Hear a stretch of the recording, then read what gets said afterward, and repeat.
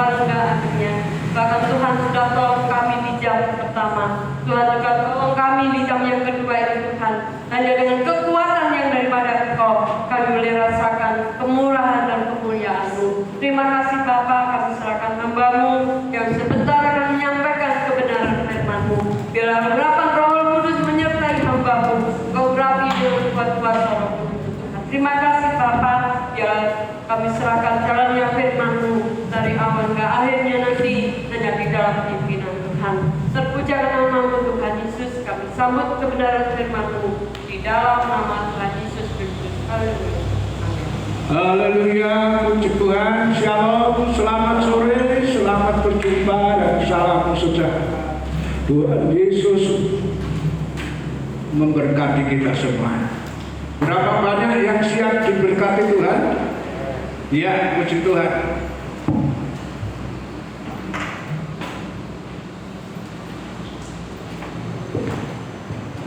Tuhan memberkati kita semua. Mari kita siapkan hati untuk diberkati melalui kebenaran firman Tuhan. Sore ini saya akan menyampaikan firman Tuhan dengan topik atau tema perbedaan antara manusia dan malaikat. Bedane menungso karo malaikat itu nopo? Kenapa kita perlu mempelajari ini, saudara? Kita perlu mempelajari ini supaya jangan sampai kita salah jalan. Ojo sampai awake dhewe niku kapusan, ditipu sama iblis, ditipu sama pengajaran-pengajaran sesat, sehingga ya bukannya saja ono malaikat godek, tapi kalau kita tidak ngerti firman, jangan-jangan kita nanti termasuk kelompok yang sesat, yaitu menyembah atau beribadah kepada malaikat. Apa mana ayatnya? Ada ayatnya. Orang yang tidak ngerti bisa tersesat. Akhirnya dia bukan hanya takut sama malaikat, tapi menyembah atau beribadah. Mari kita baca ayatnya, Kolose pasalnya yang kedua ayat 18. Mari kita bangkit berdiri. Kolose 2:18.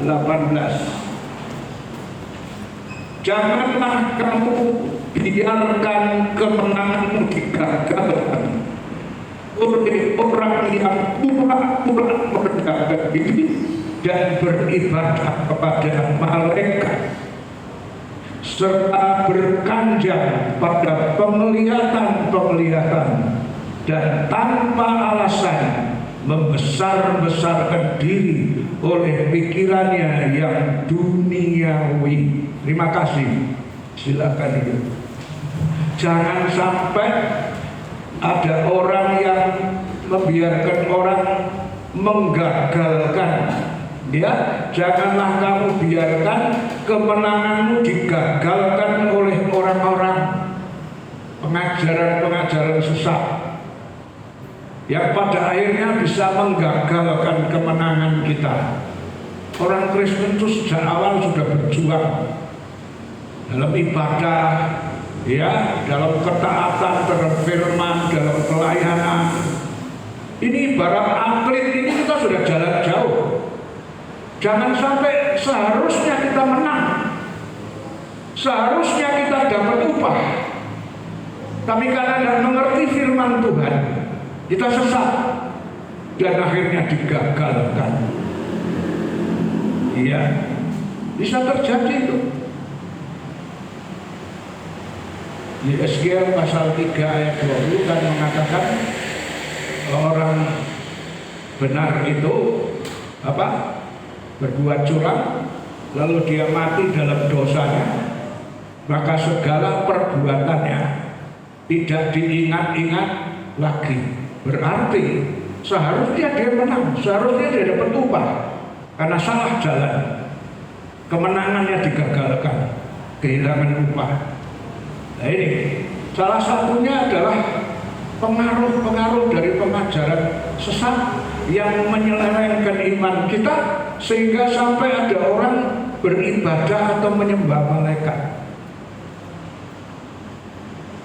Iya, saya ingat di kitab Wahyu itu si Yohanes mendapat banyak penglihatan serta pemberitahuan dari malaikat tentang rahasia Tuhan. Saking gumune dia sujud menyembah sama malaikat. Lalu malaikat bilang apa? Jangan sembah aku, karena aku hanya hamba. Ya. Yang keliru itu kadang-kadang saking kagumnya bisa memperlakukan malaikat itu seperti Tuhan disembah. Saya punya kenalan banyak di Parahan yang dulunya belum kenal Tuhan. Dia pengikut agama tertentu. Saya lihat di rumahnya dia seringkali pakai dupo itu di sumur, angkat dupo. Ketika saya tanya apa, dia sedang apa itu? Katanya ada malaikat sumur, malaikat bumi, malaikat laut. Nah itu dia pakai dupo itu main malaikat sumur, main orang ganggu, malaikat apa.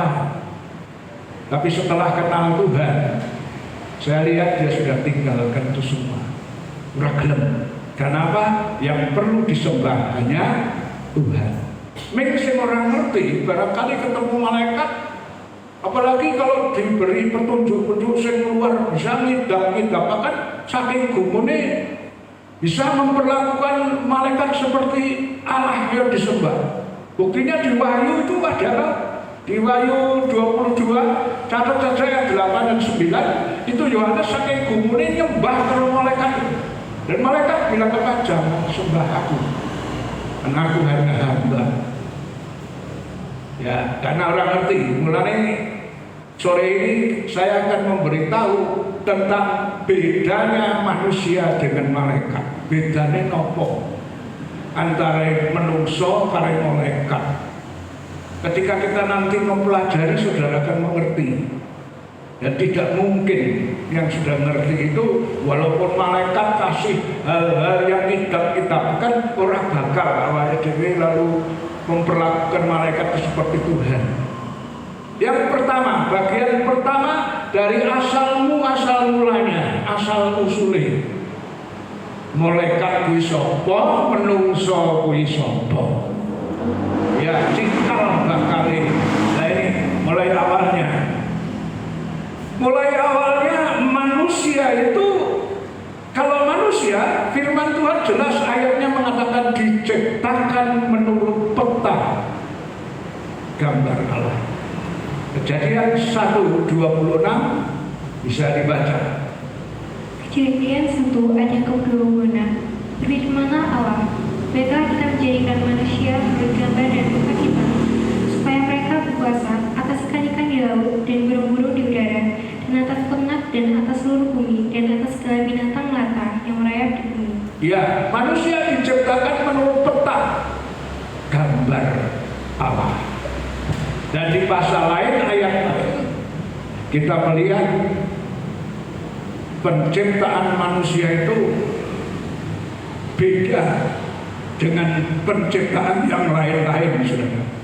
Nyiptakan langit dan bumi, nyiptakan binatang laut dan sebagainya cukup dengan firman.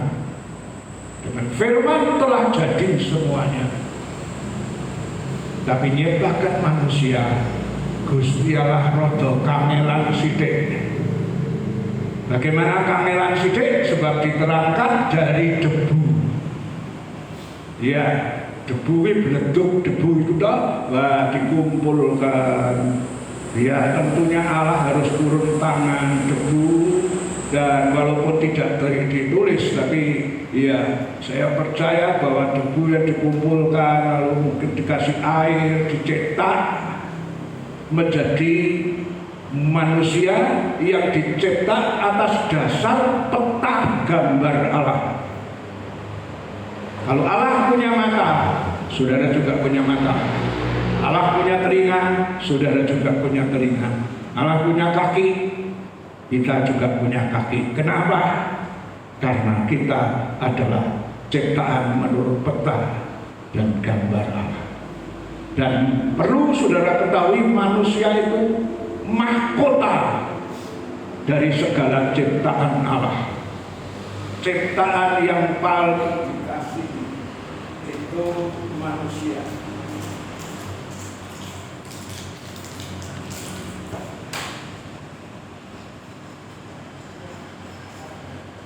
Ya, karena manusia itu diciptakan menurut peta dan gambarnya.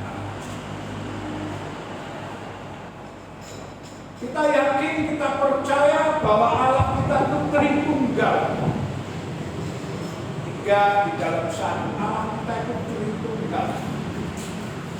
Yang kita sering sebut Bapa, Anak, dan Roh Kudus. Dalam Perjanjian Baru kita yakin Bapa, Anak, Roh Kudus. Siapa namanya? Tuhan Yesus Kristus. Itu doktrin kita GPDI.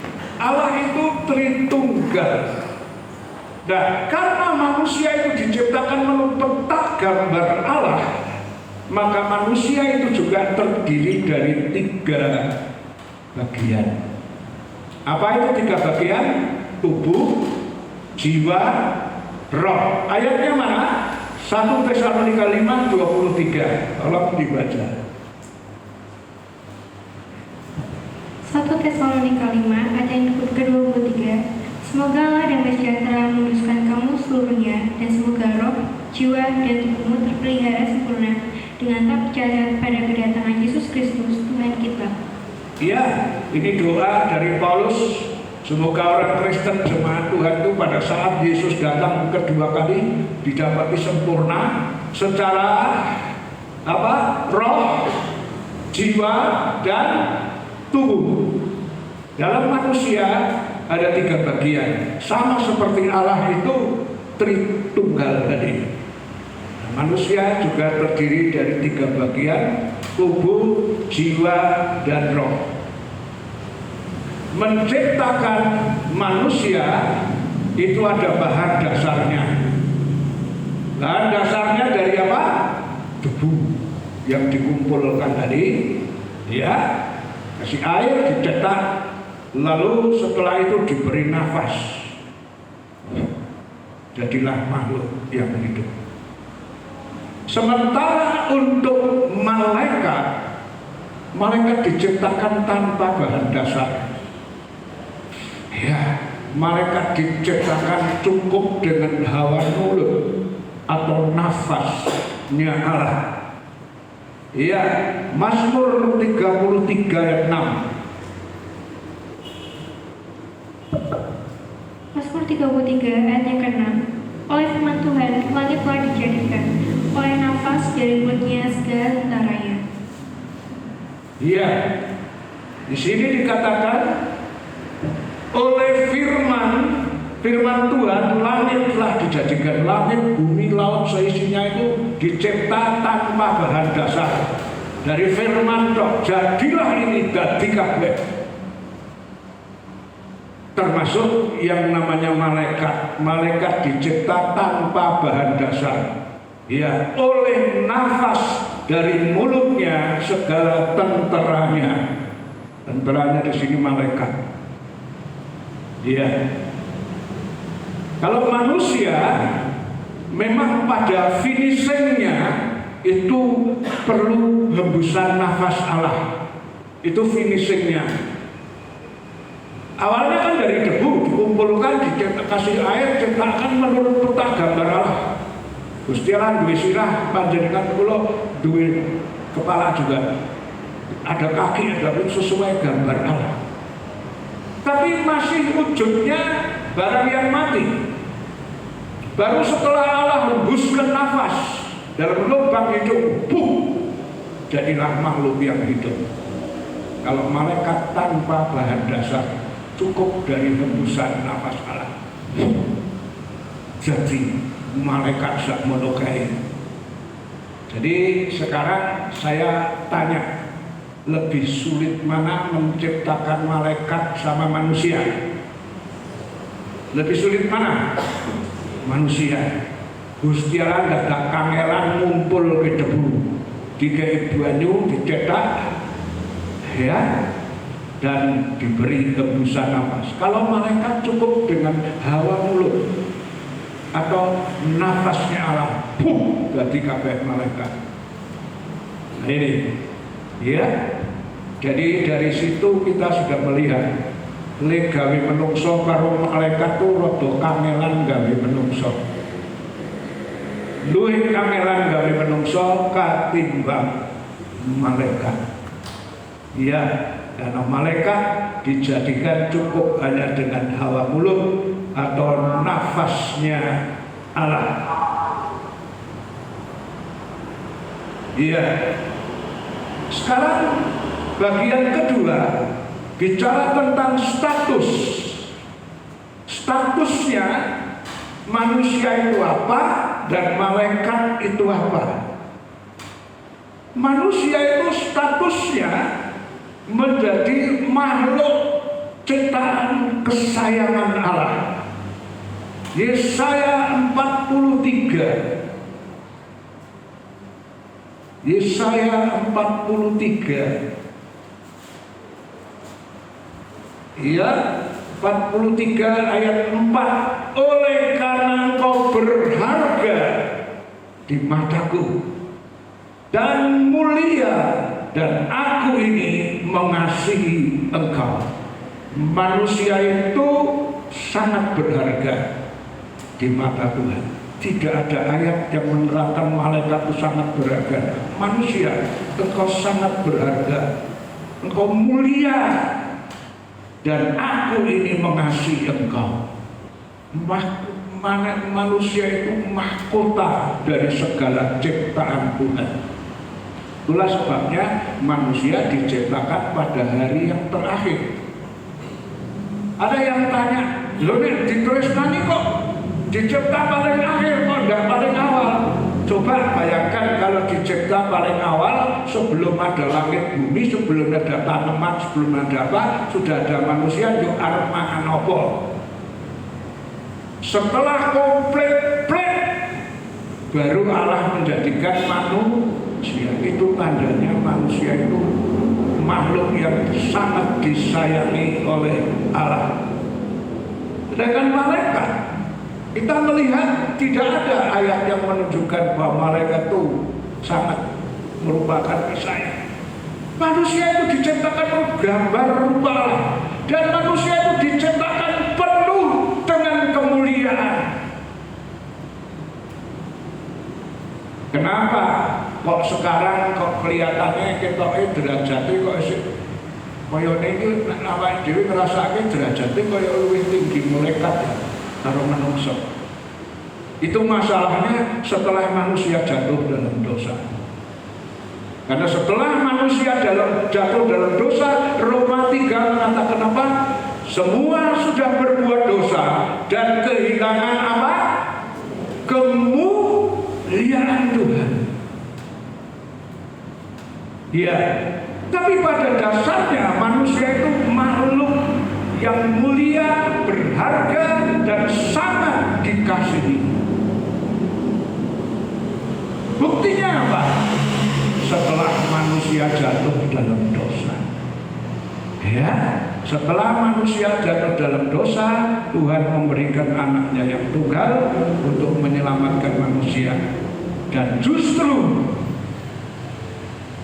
manusia siapapun yang mau percaya dan menerima Yesus sebagai Tuhan dan Juru Selamat, ada peningkatan derajat dari makhluk kesayangan lalu ditingkatkan menjadi anak-anak Allah.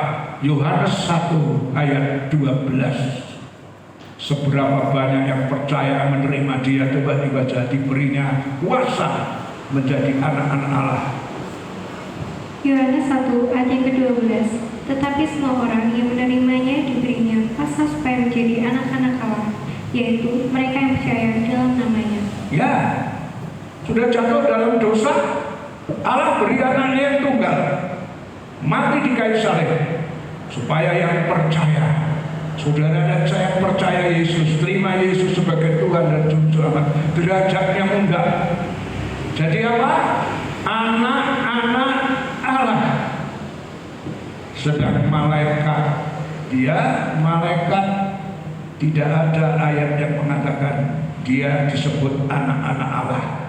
Malaikat itu diciptakan dan statusnya adalah hamba untuk melayani. Ibrani 1:14.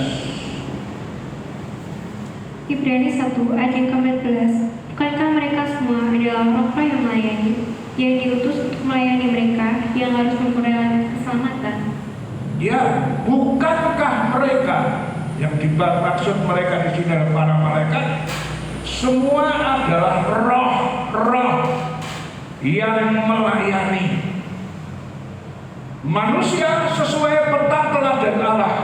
Karena itu dalam manusia ada 3 bagian, tubuh, jiwa, dan roh. Kalau malaikat tidak punya tubuh, malaikat tidak punya jiwa, malaikat wujudnya cuma roh. Mulai menungso ketemu malaikat ditubruk hilang. Karena apa? Dia wujudnya roh. Bukankah mereka itu semua adalah roh-roh? Tidak sama dengan manusia. Sing padha menurut peta gambar Allah itu mung menungso. Kewan cuma ada 2 bagian, tubuh dan jiwa. Binatang tidak punya roh, tapi manusia 3 bagian. Malaikat itu wujudnya cuma roh. Bukankah mereka semua adalah roh-roh? Sebagai apa? Yang melayani. Jadi derajatnya malaikat itu pelayan, hamba yang diciptakan, diutus untuk melayani manusia. Di sini dikatakan untuk melayani, yang diutus untuk melayani mereka yang harus memperoleh keselamatan. Yang harus memperoleh keselamatan itu siapa? Siapa? Manusia. Malaikat diciptakan wujudnya roh dari nafas Allah, dan dia diciptakan sebagai pelayan untuk melayani manusia. Karena manusia itu anak Allah, anak raja. Ya, malaikat diciptakan untuk melayani manusia. Ya, wujudnya cuma roh. Ya, kalau manusia ada 3 bagian, tubuh, jiwa, roh. Karena manusia itu peta dan gambar Allah. Binatang cuma 2 bagian, tubuh dan jiwa, tidak punya roh. Karena itu binatang mati bar. Kalau manusia mati masih ada urusannya lagi, karena ada roh itu. Ya, malaikat itu wujudnya cuma roh. Diciptakan statusnya, derajatnya hamba. Tujuannya diciptakan untuk melayani yang diselamatkan, melayani manusia. Coba 1 ayat lagi, Mazmur 91 ayat 11.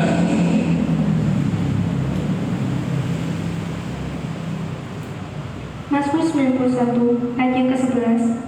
Sebab malaikat-malaikatnya akan diperintahkannya kepadamu untuk menjaga engkau di segala jalanmu. Malaikat-malaikat akan diperintahkan karena statusnya hamba. Dia diperintah. Yang merintah siapa? Allah. Untuk apa?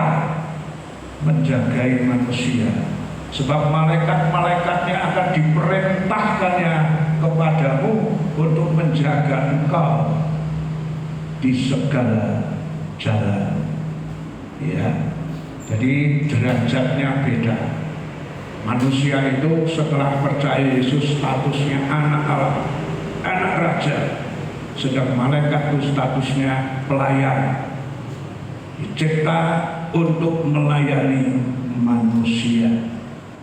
Ya, kalau bisa digambarkan secara gampang saja, malaikat dicipta dijadikan ibaratnya seperti baby sister yang ngomong, melindungi, jaga. Orang kaya punya anak, dia punya pelayan baby sister. Dan manusia orang percaya ini Di hadapan Allah sangat berharga. Karena itu Allah ciptakan malaikat jadi baby sister untuk menjaga, melindungi, mengawasi. Coba kita baca itu ayatnya. Itu ada di Matius 18. Ya, Matius 18. Matius 18 ayat 10. Matius 18 ayat yang ke-10. Ingatlah, jangan menganggap rendah seorang dari anak-anak kecil ini, karena aku berkata kepadamu, ada malaikat mereka di surga yang selalu memandang wajah Bapakku yang di surga. Jangan menganggap rendah seorang dari anak kecil. Sing jenengane manusia itu sejak bayi kecil itu sudah berharga. Karena itu Tuhan bilang jangan anggap remeh terhadap anak-anak ini. Karena setiap manusia ada baby sisternya, ada malaikatnya. Iya, di sini dikatakan, karena aku berkata kepadamu ada malaikat mereka di surga yang selalu memandang wajah Allah, wajah Bapakku yang di surga.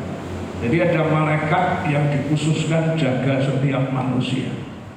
Dan malaikat ini selalu kontak, matanya menatap memandang Bapa di surga. Ada kejadian apa terhadap manusia, khususnya orang percaya? Kejadian apa? Malaikat kirim laporan, memandang wajah Bapa dan ngomong, itu loh dalam bahaya, itu gini, itu gini. Karena itu dikatakan jangan menganggap rendah, remeh. Saya sering mengatakan pada guru sekolah minggu, sengaja ngajar balita. Balita kan di bawah 5 tahun kan ya, paling maksimal 5 tahun kan. Balita yang ngerti apa? Cerita ngawur sithik ora apa-apa, rasa persiapan ngawur gawur-gawur ora apa-apa. Hati-hati. Barang siapa menyesatkan salah satu anak kecil ini, Tuhan bilang lebih baik dikasih apa? Hantu pilangan tenggelamkan di laut. Kenapa? Karena manusia itu berharga. Dia makhluk mahkota dari segala ciptaannya. Dan setelah percaya Yesus, statusnya adalah anak-anak Allah. Karena itu manusia sangat berharga. Dan setiap manusia itu ada pengawalnya. Waktu Petrus keluar dari penjara, langsung malam itu dia pikir sing paling cepat omahe sapa ya? Oh, eling omahe Maria. Maria itu ibunya Markus. Masuk ke situ, duduk-duduk. Rupanya di ibu Maria sudah ada persekutuan doa, mendoakan untuk si Petrus. Ada Rode, budak kecil ini, ana wong totok-totok juga mendelok, dintip. Siapa tadi? Oh Petrus, langsung dia kembali ngomong sama orang, Petrus, oh Petrus, Pak Petrus datang. Orang-orang bilang apa? Itu malaikatnya. Artinya apa? Orang Yahudi pun percaya bahwa manusia itu ada malaikatnya yang menjaga. Ya, ada malaikatnya yang menjaga. Di sini di Mazmur 91 diperintahkannya malaikatnya untuk menjaga. Ada banyak bukti kalau malaikat itu hamba yang diperintahkan menjaga manusia, melindungi, menolong manusia dalam kesukaran. 1 Raja-Raja 19 ayat 4 sampai 8. Elia waktu stres karena mau dibunuh oleh Isabel, dia minggat, dia melarikan diri ke hutan. Dalam kondisi stres, doa supaya ini kalau mau mati Tuhan, cabutan nyawaku lah Tuhan. Lalu dia tidur, dan Tuhan kirim malaikat. Tuhan mikir enak tuh terus orang jangan berasusi mati. Tuhan kirim malaikat membangunkan Petrus. Coba dibaca 1 Raja-Raja 19 4 sampai 8. Ada malaikat membangunkan Petrus dan melayani Petrus dengan roti dan air. 1 Raja-Raja 19 ayat yang ke-4 sampai yang ke-8. Tetapi ia sendiri masuk ke padang gurun sehari perjalanan jauhnya, lalu duduk di bawah sebuah pohon ara. Kemudian ia ingin mati, katanya, Cukuplah itu, sekarang ya Tuhan, ambillah nyawaku, sebab aku ini tidak lebih baik daripada nenek moyangku. Sesudah itu, ia berbaring dan tidur di bawah pohon ara itu. Tetapi, tiba-tiba seorang malaikat menyentuh dia serta berkata kepadanya, "Bangunlah, makanlah." Ketika ia melihat sekitarnya, maka pada sebelah kepalanya ada roti bakar dan sebuah kendi berisi air. Lalu ia makan dan minum, kemudian berbaring pula. Tetapi malaikat Tuhan datang untuk kedua kalinya, dan itu dia serta berkata, "Bangunlah, makanlah, sebab kalau tidak, perjalananmu nanti mau jauh bagimu." Maka bangunlah ia, lalu makan dan minum. Dan oleh kekuatan makanan itu, ia berjalan 40 hari, 40 malam lamanya, sampai ke gunung Allah, yaitu Gunung Horeb. Ya, ketika Petrus stres, ketakutan mau dibunuh sama Isabel, minggat, ngungsi neng alas, ada malaikat bangun, makan. Begitu bangun, sebelahnya sudah ada roti bakar. Tapi bukan roti bakar Bandung ya, roti bakar, pokoknya ditulis roti bakar sama air. Wes, gua bilang dino ramangan, perlu langsung diplok makan. Setelah itu karena dia masih dalam kondisi stres, tidur lagi. Masa bodoh wis, tidur lagi. Malaikat datang yang kedua kali membangunkan Petrus. Bangun, makan, perjalananmu masih jauh. Petrus bangun, ono roti meneh. Siapa yang menyediakan malaikat itu? Makan, minum, dan herannya diterangkan di situ. Oleh kekuatan dari makanan itu, Petrus bisa berjalan 40 hari, 40 malam sampai Bukit Horeb. Pernahkah saudara tahu ada panganan yang dipangan sekarang makan sampai 10 hari nggak lapar? Nggak pernah ya? Nggak pernah. Ini spesial makanan yang dikirim malaikat. Mangan saiki kekuatannya 40 hari 40 malam. Ya, malaikat melayani Petrus. Daniel 6:22-23. Malaikat melayani Daniel ketika dia dibuang di gua singa. Darius keweden ke Daniel ke opo mati ora ya, sebab biasanya orang dilempar ke situ mesti mati. Sak balung-balung entek.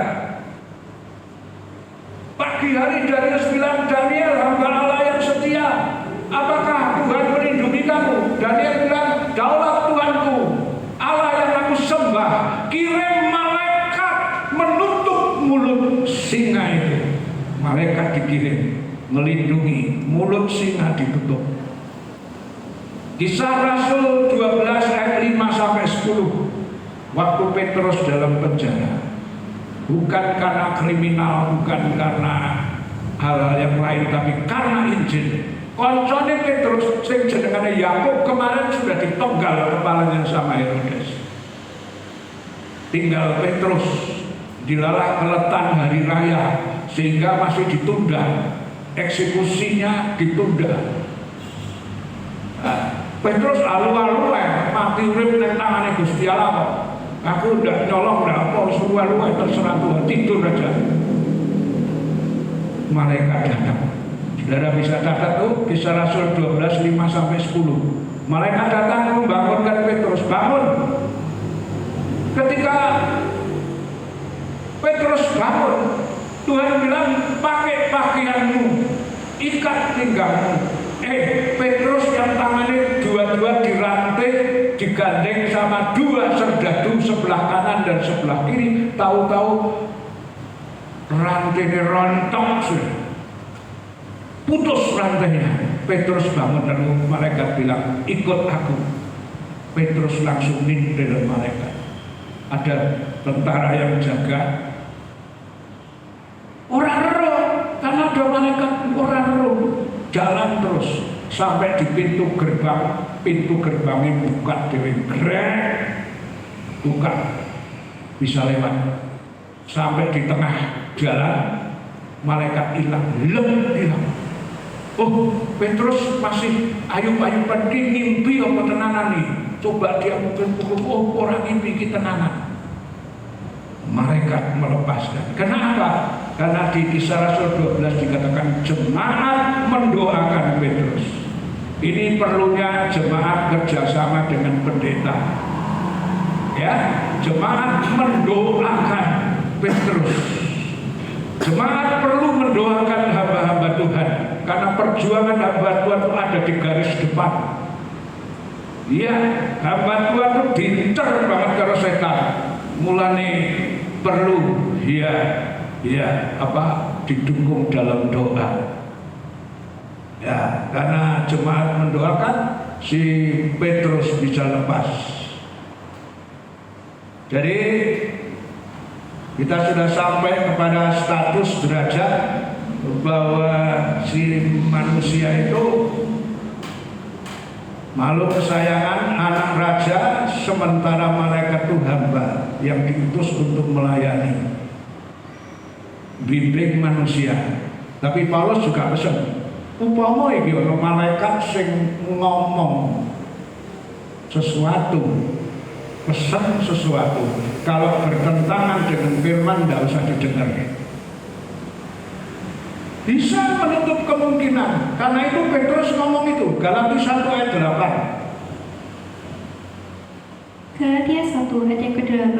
Tetapi sekalipun kami atau seorang malaikat dari surga yang memberitakan kepada kamu suatu Injil yang berbeda dengan Injil yang telah kami beritakan kepadamu, terkutuklah dia. Ya, sekalipun kami itu kropsnya batuan Paulus CS. Kalau dia datang membawa Injil lain atau malaikat yang turun dari surga, kalau dia memberi pesan yang tidak sesuai dengan Injil, biar dia terkutuk, jangan nurut. Kok bisa terjadi? Iblis itu lihai.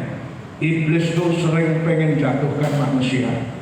Kalau yang wujud malaikat memberi instruksi perintah yang bertentangan dengan firman, itu saya kira itu malaikat yang pernah berontak dan dibuang. Siapa itu? Iblis.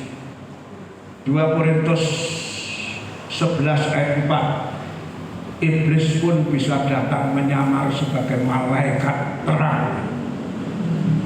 Kalau senajan malaikat itu disuruh mengawal manusia, bimbing, melindungi, tapi kalau dia ngomong yang bertentangan dengan firman, merasa diturut.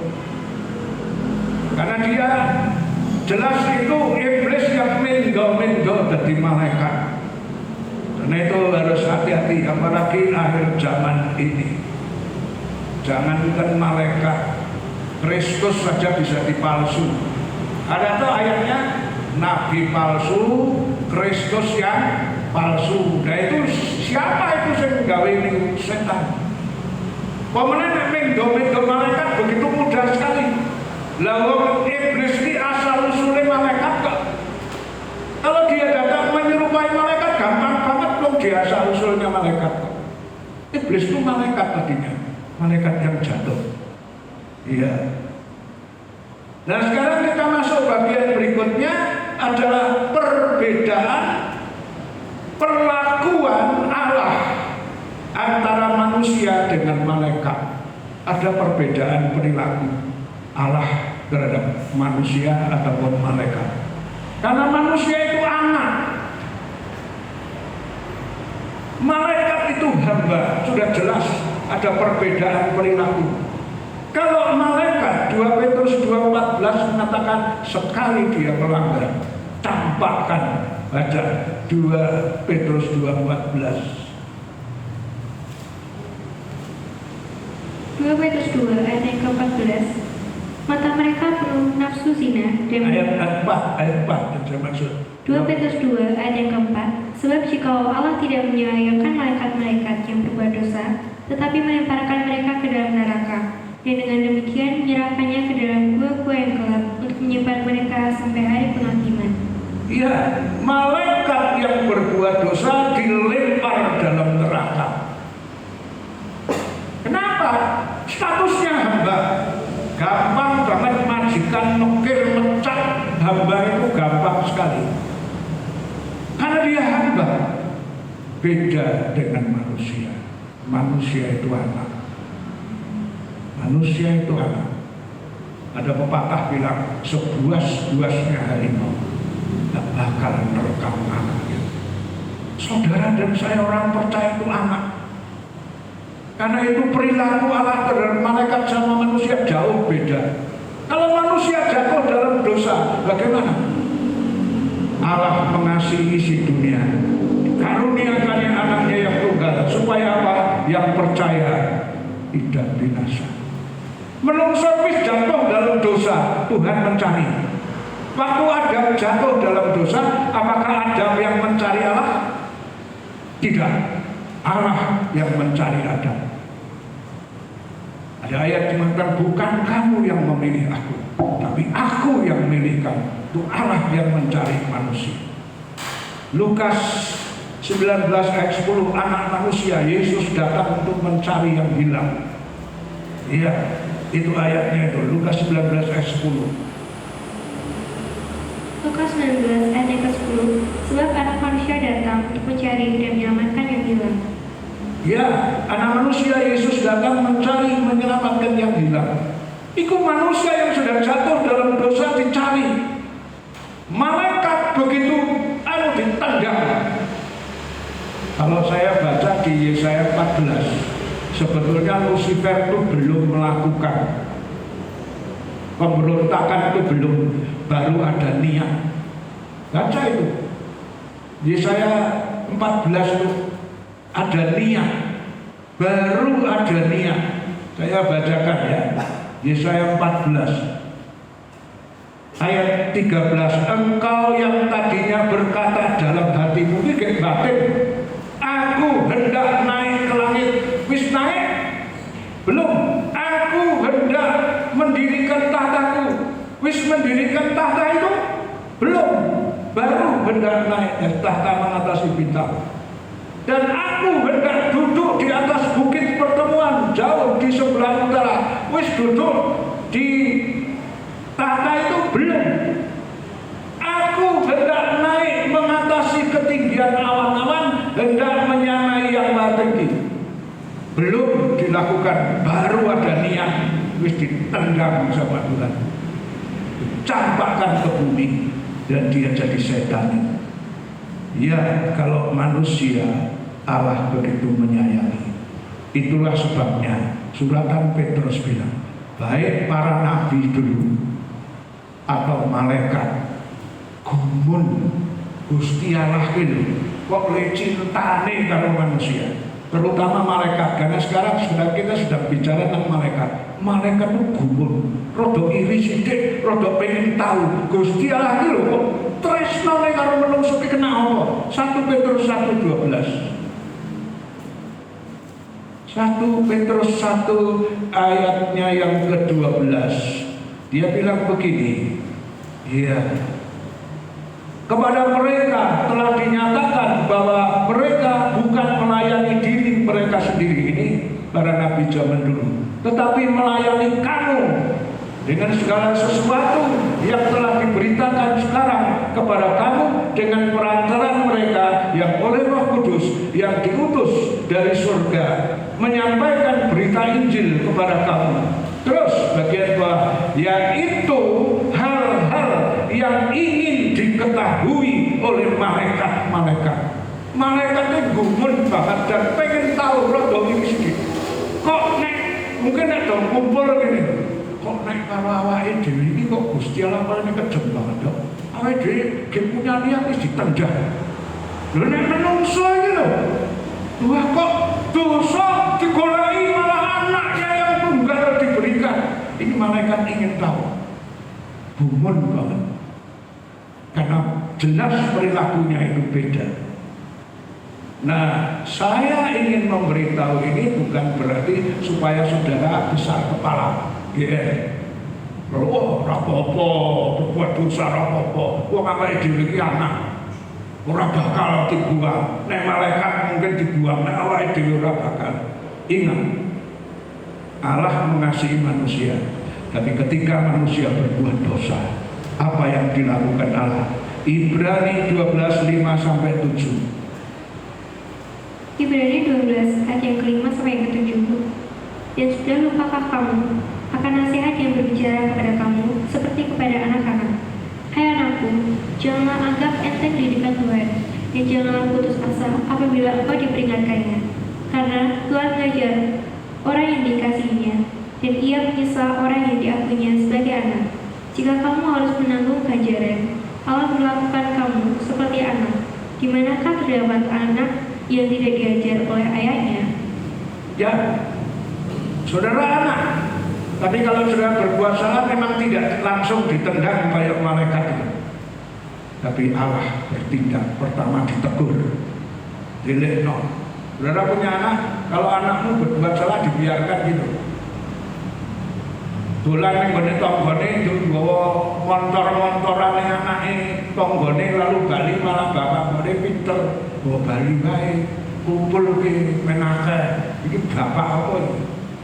Cilik nyolong motor-motoran, dineno gede nyolong motor.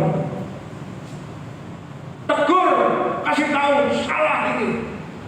Ditegur orang berubah, dihajar. Wahyu 3:19, barang siapa aku kasih, aku tegur. Dan kedua, aku hajar dia. Ini bukti dari kasih Allah. Memang kita tidak langsung dicampakkan, tapi kita mengalami fase-fase tertentu. Pertama ditegur, kedua dihajar. Kalau dihajar gablek terus, tidak mau berubah. Konek wis kentekan nakal, Tuhan bilang luweh sakarepmu. Pernah saudara baca di surat kabar ada pernyataan orang tua bilang, mulai tanggal sekian si A ini namanya ini sudah tidak dianggap anak. Segala perbuatannya di luar tanggung jawabnya, di luar tanggung jawab kami sebagai orang tua. Artinya apa? Anak itu surat diaku anak. Jadi kalau saudara masih ditegur, kalau saudara masih diajar, berarti saudara masih dianggap anak. Tapi nek gablek terus, Tuhan lepaskan luweh sakarepmu. Begitu Tuhan bilang luweh sakarepmu, iblis bisa gentayangan sakarepe. Karena fasilitas yang diberikan pada kita dicabut. Dan iblis bisa seenaknya memperlakukan saudara. Karena fasilitas pengawalan penjagaan sudah dicabut, nek wis keterlaluan. Di jemaat Korintus itu ada dosa yang keterlaluan. Karena itu suating gregetan si Paulus ngomong, biar dia serahkan sama iblis supaya tubuhnya dihancurkan. Coba ini ayat terakhir ini ya, 1 Korintus 5. Ini ono dosa sing kelewatan kok kafir orang lakon ini. Anak mencabuli ibunya.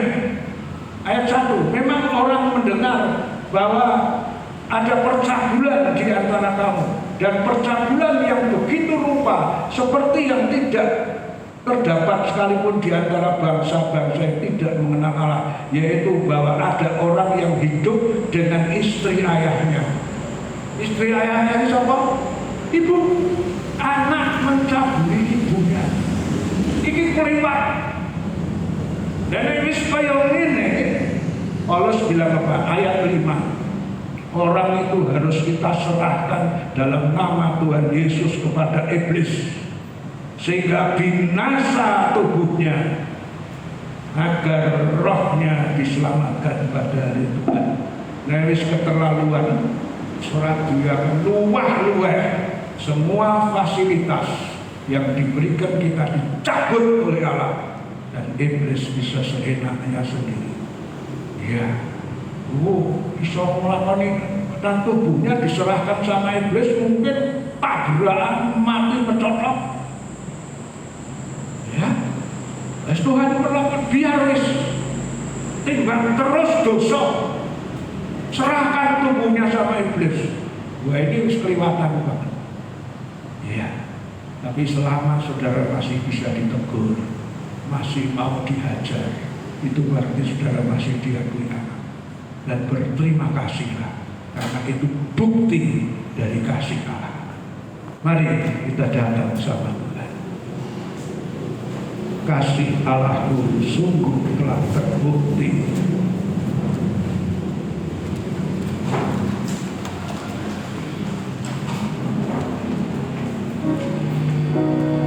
Kasih Allahku sungguh telah terbukti. Ketika Dia serahkan anaknya, dan Dia berkorban bagi padamu. Ada kasih seperti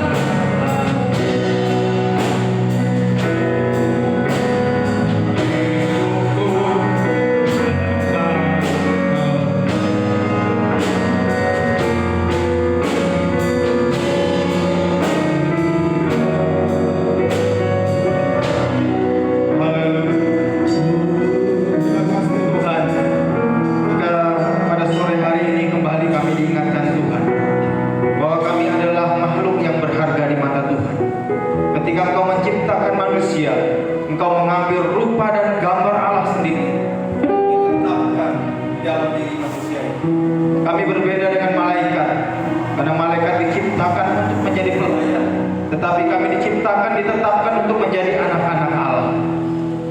Oleh sebab itu Tuhan, ajarkan kami untuk kami semakin hari semakin bertanggung jawab dengan status kami yang adalah anak-anak Tuhan. Jangan biarkan kami lepas, jangan biarkan kami tidak berada pada koridor yang sudah Tuhan tetapkan sebagai anak. Biarlah kami menjadi anak yang berbakti kepada Tuhan, anak yang menyenangkan hati Tuhan. Terima kasih Bapa. Pada saat ini kami mengucap syukur karena kami diingatkan oleh kebenaran firman Tuhan. Malaikat diciptakan untuk melayani orang-orang yang benar, dan kami mengucap syukur atas fasilitas yang sudah Tuhan sediakan bagi kami. Kami mengucap syukur buat hamba-Mu, Bapak Gembala yang sudah menyampaikan kebenaran firman-Mu Tuhan pada kami sekalian jemaat pada sore hari ini. Biarlah kami menjadi orang-orang yang berbahagia karena kami mengerti dan kami melakukan firman-Mu dalam kehidupan kami. Berkati hamba-Mu, Bapak Gembala yang sudah menyampaikan kebenaran firman-Mu, kesehatan, kekuatan daripada Tuhan, hikmat daripada Allah terus ada dalam dirinya, sehingga terus dapat melayani Tuhan lewat jemaat-jemaat yang Engkau percayakan untuk dilayani. Terima kasih Bapa. Kami mengucap syukur buat firman-Mu sore hari ini di dalam Kristus Yesus. Haleluya. Amin. Sebentar kita akan menerima perjamuan kudus, dan sebelumnya saya akan bacakan ayat-ayat firman Tuhan yang sehubungan dengan perjamuan kudus. Dari Matius 26 mulai ayat 26. Sementara mereka itu makan, diambil oleh Yesus roti dan diberkatinya, lalu dipecah-pecahkannya serta diberikan kepada murid-murid itu sambil berkata, "Ambillah, makanlah, inilah tubuhku." Roti yang sudah diberkati, Yesus katakan, "Inilah tubuhku." Tubuh Tuhan itu satu, dipecah-pecah menjadi banyak. Tujuannya supaya saudara dan saya yang dulunya terpecah belah karena perbedaan suku, bangsa, bahasa, sosial, ekonomi, tingkat pendidikan, hal-hal lain yang memisahkan kita. Sore ini kita dipersatukan oleh korban Tuhan. Mari kita terima perjamuan suci dengan iman. Di dalam nama Bapa, Putra, dan Roh Kudus. Dalam nama Tuhan Yesus Kristus. Kita sama-sama makan.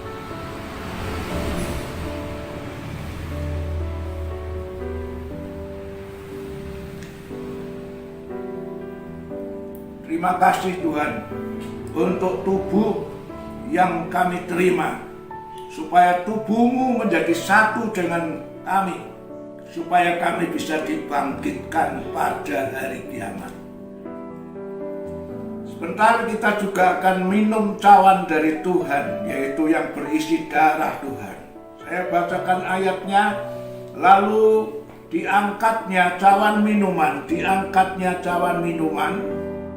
diucapkannya syukur, serta diberikan kepada mereka itu sambil berkata, minumlah kamu sekalian dari cawan itu, karena inilah darahku, yaitu darah perjanjian baru, yang ditumpahkan karena orang banyak, jalan keampunan dosa. Darah Yesus jalan keampunan dosa. Karena itu sebelum Anda minum, hening sejenak, akui segala dosa pelanggaran, minta ampun, bertobat, supaya darahnya menyucikan kita dari segala dosa. Dalam nama Bapa, Putra, dan Roh Kudus, dalam nama Tuhan Yesus Kristus, kita sama-sama minum darah Tuhan.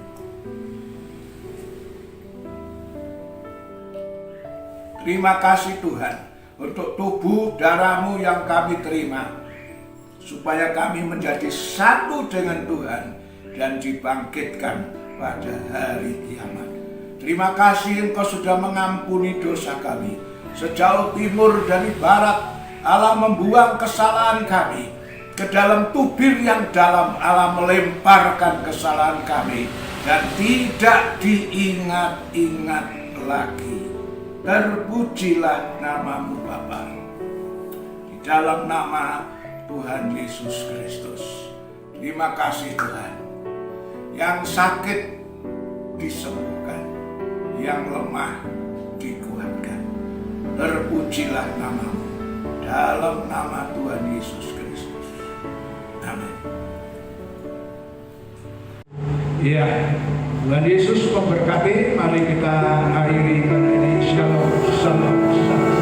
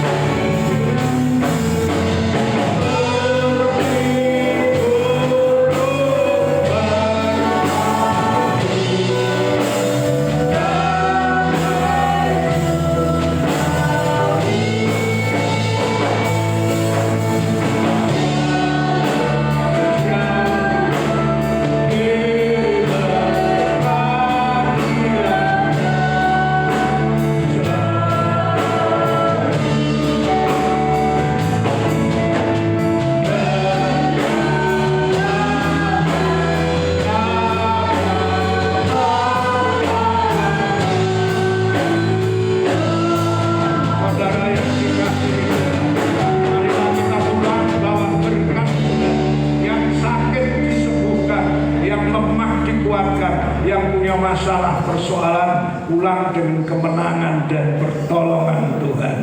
Berkatilah usaha anak-anak-Mu yang tani, ternak, dagang, wira swasta, berkati. Anak sekolah, kuliah, kasih kepintaran, kepandaian, biaya diperlukan Tuhan sediakan. Kami juga berdoa untuk rencana Tuhan. Besok ada kerja bakti untuk gugur gunung melayani itu, tembok itu, dan mulai Selasa akan dikerjakan. Kami serahkan semua proyek ini proyekmu. Tuhan tolong campur tangan. Engkau menggerakkan anak-anakmu dengan hati yang mengasihi Tuhan. Korban tenaga, waktu, harta, pikiran, semua untuk kemuliaan nama Tuhan. Kami percaya Tuhan memberkati, membalas lipat kali ganda. Karena Tuhan kami adalah Tuhan yang tidak suka tepuk tangan. Terima kasih Tuhan. Doa untuk Pak Mario yang sakit, kami berdoa dari tempat ini di dalam nama Yesus. Tuhan jamah, sembuhkan, waras, spirit, sehat, sempurna. Sesuai dengan keinginannya, dia ingin juga membantu tenaganya jadi tukang untuk mengurusi bangunan itu. Karena itu beri dia sehat dan bisa melakukan aktivitas untuk pelayanan pekerjaan. Tolong yang lain, yang sakit Tuhan kunjungi, yang susah Tuhan hidupkan, yang lemah Tuhan kuatkan. Mungkin ada yang sedang di luar kota, lindungi agar mereka nanti pulang dengan selamat. Besok Minggu bisa sama-sama ibadah. Dan mulai besok ada kerja bakti. Tuhan tolong selanjutnya campur tangan Tuhan sampai pada selesai. Yehova Jireh, Allah mengadakan dari yang tidak ada menjadi ada. Engkau bisa memakai siapa saja untuk kepentingan pekerjaan. Pulanglah dan bawalah berkat dari Allah Bapa, kasih sayang dari Tuhan Yesus, dan persekutuan Allah Roh Kudus menyertai saudara dan saya saat ini sampai Maranatha. Tuhan Yesus datang kembali. Haleluya. Amin. Tuhan memberkati.